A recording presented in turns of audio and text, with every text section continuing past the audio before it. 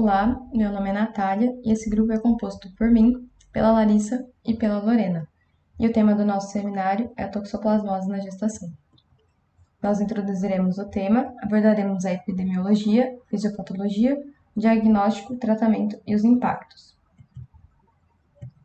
A toxoplasmose é uma infecção causada pelo protozoário Toxoplasma gondii e é considerada uma zoonose, já que os gases contaminados são vetores da doença. Os felinos participam do ciclo de vida do parasita como hospedeiros intermediários e suas fezes podem conter ocistos.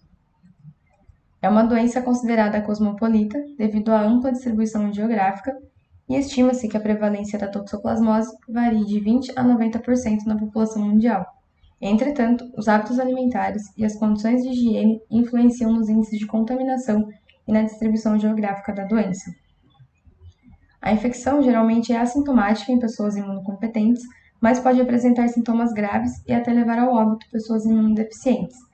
E a grande preocupação está na infecção em gestantes, já que pode haver a transmissão vertical e isso acarretar diversos problemas para o feto ou até mesmo no aborto, dependendo do período gestacional. Por isso, é importante que a gestante faça o pré-natal, seja testada por toxoplasmose e realize o tratamento caso ela tenha a doença. Entre as formas de contágio as mais comuns são a ingestão de cistos, através de carne crua ou mal passada, e a ingestão de ocistos, em água contaminada, frutas e verduras mal lavadas. A forma mais conhecida e também bastante comum de contaminação é por meio do contato com fezes de gatos contaminados.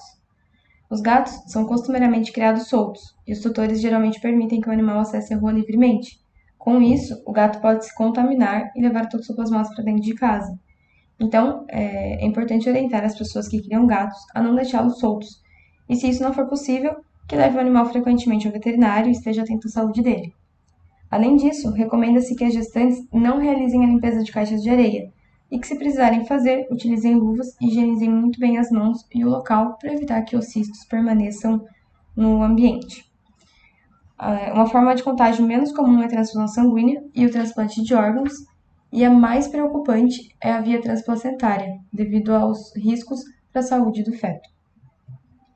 Em relação à epidemiologia, estima-se que no Brasil a soroprevalência na população adulta varia de 40 a 80%, e no Rio Grande do Sul isso chega a 82%. Como é um índice muito elevado, é preciso ter bastante atenção com essa doença durante o pré-natal. Um estudo realizado em 3 maternidades de Porto Alegre apontou que a toxoplasmose congênita atinge de 3 a 12 bebês para 10 mil nascidos vivos. E isso reforça mais uma vez a necessidade de diagnosticar a toxoplasmose o quanto antes no pré-natal e realizar o tratamento corretamente. Alguns surtos de toxoplasmose na região de Rio Grande aconteceram recentemente e criam um alerta para essa doença. Em Santa Vitória do Palmar, em 2006, após muitas pessoas procurarem o sistema de saúde com os mesmos sintomas, identificaram que se tratava de um surto de toxoplasmose causado por embutidos de carne suína. E em Santa Maria, em 2018, ocorreu o maior surto de toxoplasmose do Brasil e do mundo, onde mais de 1.000 pessoas foram contaminadas. E embora não tenha ainda uma causa definida, acredita-se que a contaminação aconteceu pela água. Agora vamos falar um pouco sobre a fisiopatologia da doença. Observando esse ciclo, nós percebemos que tem duas divisões. A fase sexuada não é do nosso interesse por ocorrer apenas em gatos e felídeos. Já a fase assexuada comete aves e mamíferos, nisso, os seres humanos. Essas três imagens do Neves apresentam bem esse ciclo do parasita, onde depois que a gente se infecta, o parasita consegue sair do tubo digestivo e invadir outras células, formando o vacúolo parasitóforo, que é visível na figura do meio, figura P, onde há endodiogenia, ou seja, o parasita ele se multiplica de taxoítos, formando mais taxoítos, que depois disso rompem essa célula e infectam novas células, se multiplicando, rompendo, se multiplicando, rompendo, o que gera um quadro polissintomático. A gravidade desse quadro depende de fatores como a quantidade de formas infectantes, a cepa, se é virulenta ou avirulenta, e a susceptibilidade ou não do hospedeiro, de cada indivíduo é único. Essa fase de proliferação caracteriza a fase aguda da doença. Com isso, o nosso corpo vai reagir e praticamente faz com que desapareçam os parasitas do sangue, da linfa e de órgãos viscerais. No entanto, como mostrado na figura C, Alguns parasitas conseguem formar cistos, a fase cística, que tem a dimensão da sintomatologia, por isso se caracteriza a fase crônica da doença.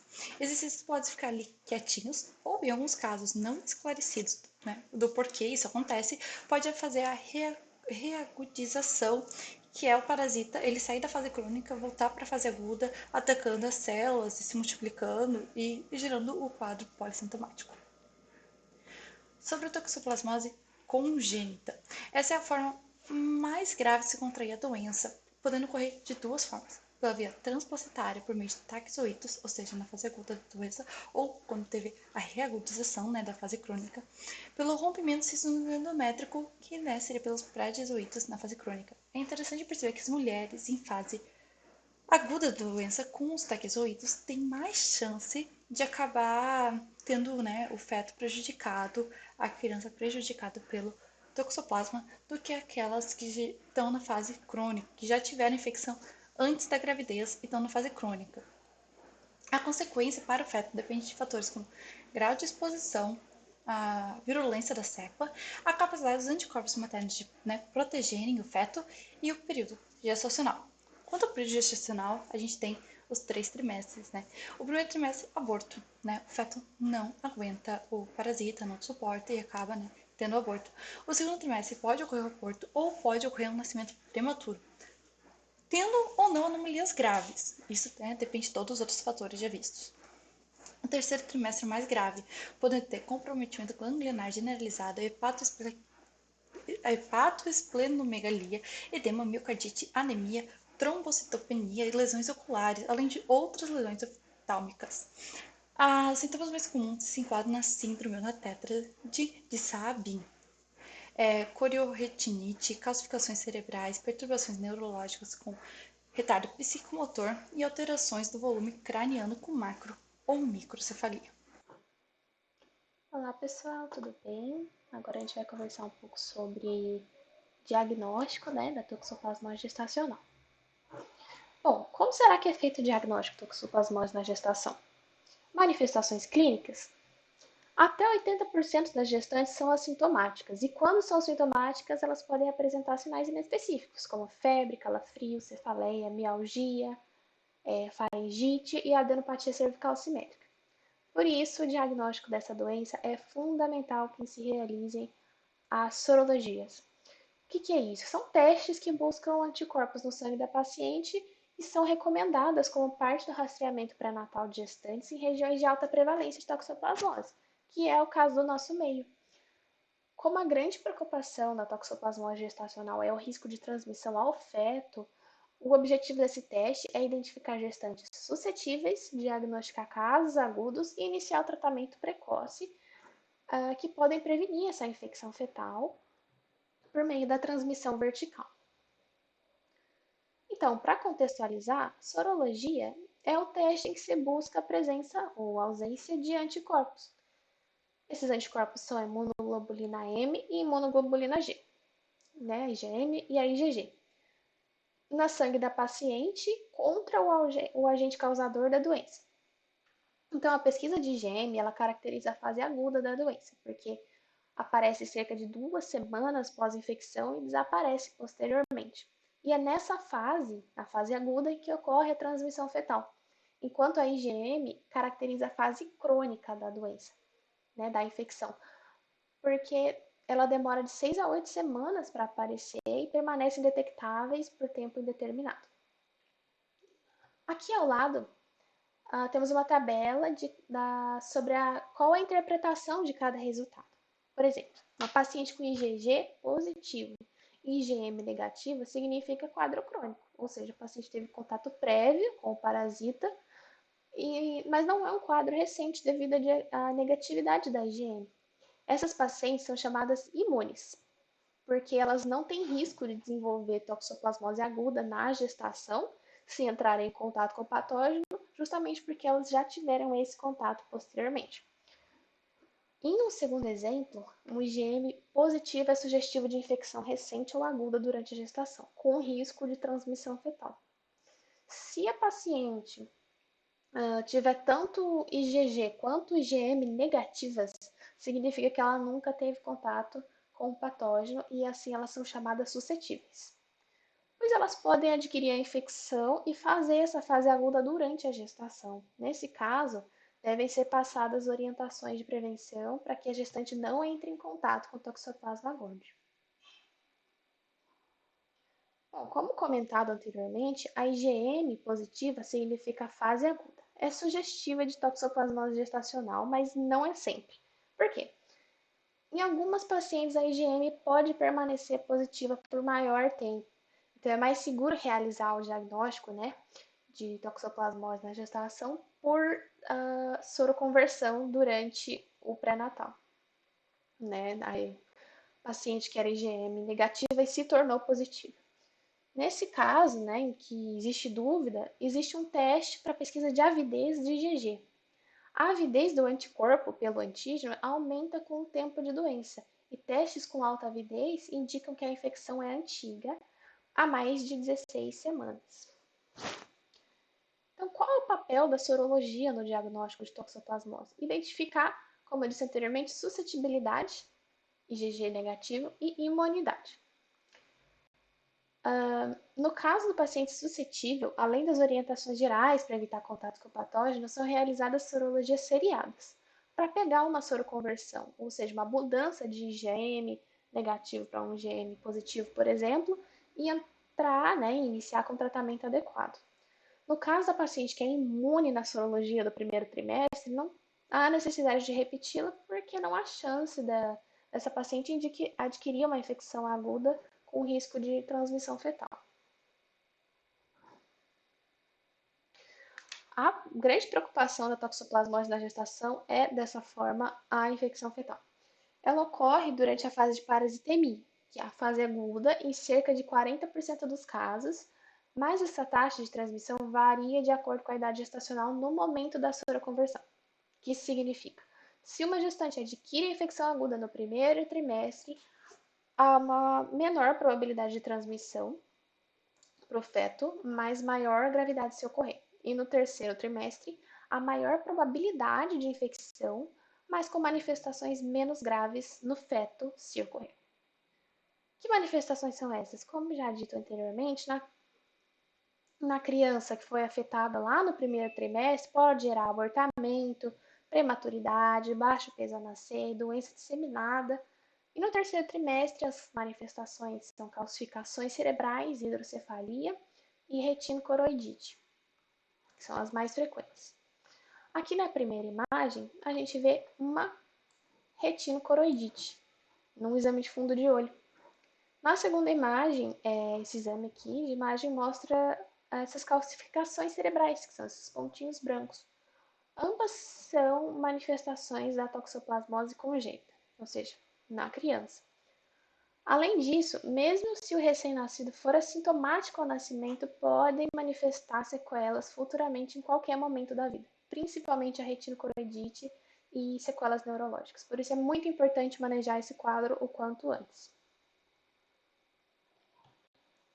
Tá, mãe suspeita ou confirmada com toxoplasmose aguda na gestação. O que fazer? O tratamento depende se há ou não há acometimento fetal. Como eu investigo isso? Um dos exames que pode ser realizado é a ultrassonografia, que é um método não invasivo, mas ela apresenta achados inespecíficos de acometimento fetal.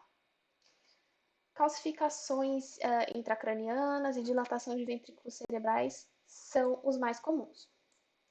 Elas são observadas em cerca de 28% dos fetos infectados, ou seja, o ECG normal não exclui a possibilidade de acometimento fetal. E esse exame é feito de forma seriada para acompanhar manifestações que possam surgir e alterar a conduta no momento do parto. Porém, como a ultrassonografia é inespecífica, o padrão ouro mesmo para o diagnóstico de acometimento fetal é a detecção do Toxoplasma gondii no líquido amniótico. Esse, como vocês podem imaginar, é um exame invasivo, que é feito se a infecção aguda for confirmada na mãe. Então, esse é um exame que tem alta sensibilidade e alta especificidade e é realizado por reação em cadeia da polimerase, né, o PCR. E abaixo a gente pode ver a imagem de uma amniocentese, né, então, que é a punção da cavidade amniótica para a coleta desse líquido e realizar esse PCR. E como é que se trata a toxoplasmose na gestação? Bom, as gestantes com infecção aguda, IgM positiva, são tratadas, tá? Sempre. Porém, o tratamento é diferente se houver ou se não houver acometimento fetal. Se não houver a confirmação de acometimento fetal, o objetivo do tratamento é a redução da transmissão. Então, a gente vai evitar que ele seja acometido. Nesse caso, é feito com espiramicina, 1 grama a cada 8 horas via oral. Esse é um medicamento que reduz tanto a transmissão quanto a taxa de acometimento grave e assegura até mesmo no primeiro trimestre. Esse medicamento ele é mantido até o final da gestação. Se houver infecção fetal comprovada pela presença do toxoplasma líquido amniótico, como eu disse anteriormente, o esquema terapêutico muda totalmente, porque ele objetiva tratar essa infecção fetal. Então, ele é feito assim: pirimetamina, 50 miligramas, mais sulfadiazina, 3 gramas, mais ácido folínico, 15 miligramas ao dia. O uso da pirimetamina mais a sulfadiazina é explicado pelo seu efeito sinérgico, ou seja, uma potencializa o efeito da outra e elas inibem a replicação dos taquizoídos. A pirimetamina, no entanto, inibe a síntese de ácido fólico e pode causar depressão medular na gestante.